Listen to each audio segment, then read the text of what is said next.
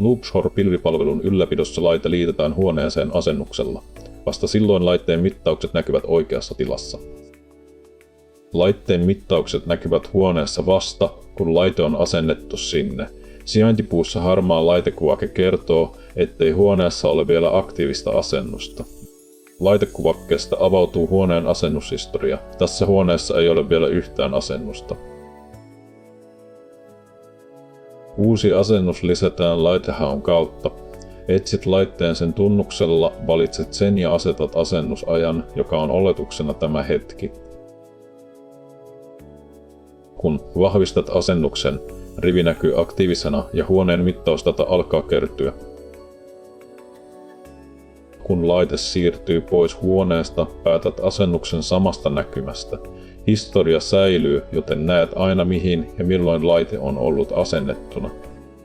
Näin asennat ja päätät laiteasennuksen. Tutustu Loopshore-pilvipalveluun osoitteessa loopshore.com.